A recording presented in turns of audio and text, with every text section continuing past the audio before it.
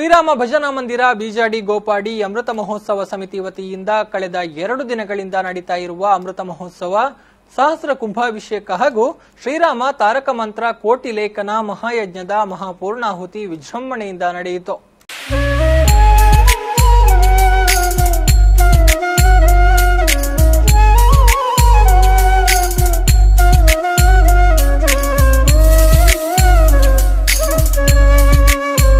ಈ ಸಂದರ್ಭದಲ್ಲಿ ಮಾತನಾಡಿದ ಶ್ರೀರಾಮಾಮೃತ ಭವನ ನಿರ್ಮಾಣ ಸಮಿತಿ ಅಧ್ಯಕ್ಷ ಗಣೇಶ್ ಪುತ್ರನ್, ಬಿಜಾಡಿ ಗೋಪಾಡಿಯಲ್ಲಿ ಸ್ವಾತಂತ್ರ್ಯ ಪೂರ್ವದಲ್ಲಿ ಸ್ಥಾಪಿಸಿದ ಭಜನಾ ಮಂದಿರ 75 ಸಂವತ್ಸರಗಳನ್ನು ಪೂರೈಸಿ ಅಮೃತ ಮಹೋತ್ಸವದ ಸಂಭ್ರಮದಲ್ಲಿದೆ. ಮೀನುಗಾರಿಕೆಯನ್ನೇ ನೆಚ್ಚಿಕೊಂಡ ನಮ್ಮ ಪೂರ್ವಿಕರು ರಾಮಧ್ಯಾನದಲ್ಲಿ ವಿಶೇಷ ಆಸಕ್ತಿ ಹೊಂದಿದವರು.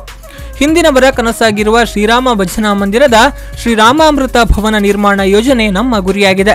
ಅಯೋಧ್ಯೆಯ ರಾಮ ಮಂದಿರ ನಿರ್ಮಾಣ ಕಲ್ಪನೆಗೆ ಗೋಪಾಡಿಯ ರಾಮ ಮಂದಿರದಿಂದಲೇ ಚಾಲನೆ ದೊರಕಿದಂತಾಗಿದೆ ಎಂದು ಹೇಳಿದರು. ಒಂದು ಯೋಜನೆ ಹಾಕಿಕೊಂಡು ಅದನ್ನು ಸಾಧಿಸಬೇಕು ಅನ್ನೋ ಉದ್ದೇಶದಿಂದ ಎಲ್ಲ ನಮ್ಮ ರಾಮ ಭಜನಾ ಮಂಡಳಿಯ ಸಮಸ್ತ ಸದಸ್ಯರು, ಊರಿನವರು ಎಲ್ಲ ಸೇರಿ ಇಲ್ಲೊಂದು ಶ್ರೀರಾಮಾಮೃತ ಭವನ ಎನ್ನುವಂಥ ಸುಂದರ ಸಭಾಭವನವನ್ನು ಇಲ್ಲಿ ಮಾಡಬೇಕು. ಕರಾವಳಿ ಭಾಗದಲ್ಲಿ ಒಂದು ಉತ್ಕೃಷ್ಟವಾದಂಥ ಒಂದು ಭವನವನ್ನು ನಿರ್ಮಿಸಿ ನಮ್ಮ ಹಿರಿಯರಿಗೆ ಒಂದು ಅವರ ಏನು ಆಸೆ ಇದೆ, ಆಶಯಕ್ಕೆ ನಾವು ಸ್ಪಂದಿಸಬೇಕು ಅನ್ನುವಂಥ ಉದ್ದೇಶದಿಂದ ನಾವು ಆ ಕಾರ್ಯಕ್ರಮಕ್ಕೆ ಈಗಾಗಲೇ ನಿನ್ನೆ ನಮ್ಮ ಸಮಾಜದ ಹಿರಿಯ ಮುಖಂಡರು ನಾಡೋಜ ಡಾಕ್ಟರ್ ಜಿ ಶಂಕರ್ ಅವರು ಶಿಲಾನ್ಯಾಸ ಮಾಡಿದ್ದಾರೆ. ನಮಗೆ ಅದೊಂದು ಖಂಡಿತವಾದ ಭರವಸೆ ಇದೆ. ಅದು ನಿಗದಿತ ಸಮಯದೊಳಗೆ ಅದು ಮುಕ್ತಾಯಗೊಂಡು ಸಮಾಜಕ್ಕೆ ಸೇವೆಗೆ ಅದು ತಯಾರಾಗಲಿದೆ ಅನ್ನುವಂಥ ಭಾವನೆ ಇದೆ.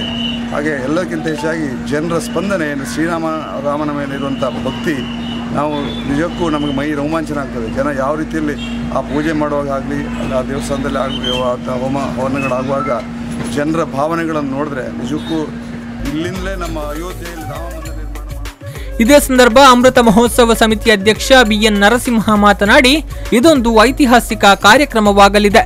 ಸಂಪ್ರದಾಯಬದ್ಧವಾಗಿ ಭಜನಾ ಕಾರ್ಯಕ್ರಮಗಳನ್ನು ನಡೆಸಿಕೊಂಡು ಬಂದ ಈ ಭಜನಾ ಮಂದಿರದ ಅಮೃತ ಮಹೋತ್ಸವಕ್ಕೆ ಯುವಕರು ಕೈಜೋಡಿಸಿದ್ದು, ಬಿಜಾಡಿ ಗೋಪಾಡಿ ಹಾಗೂ ಸಮೀಪದ ಊರುಗಳ ಜನರು ಕಳೆದ 15 ದಿನಗಳಿಂದ ಸಸ್ಯಾಹಾರದ ಶುದ್ಧಾಚಾರದೊಂದಿಗೆ ಧಾರ್ಮಿಕ ಕಾರ್ಯಕ್ರಮದಲ್ಲಿ ತೊಡಗಿಸಿಕೊಳ್ಳುತ್ತಿದ್ದಾರೆ ಎಂದು ಹೇಳಿದರು. ಬಿಜಾಡಿ ಗೋಪಾಡಿಯಲ್ಲಿ ಒಂದು ಐತಿಹಾಸಿಕ ಮತ್ತು ಇತಿಹಾಸ ಪುಟಕ್ಕೆ ಸೇರ್ತಕ್ಕಂಥ ಒಂದು ಕಾರ್ಯಕ್ರಮ, ಅದು ಶ್ರೀರಾಮ ಭಜನಾ ಮಂದಿರ ಬಿಜಾಡಿ ಗೋಪಾಡಿ ಇದರ ಅಮೃತ ಮಹೋತ್ಸವ ಕಾರ್ಯಕ್ರಮ.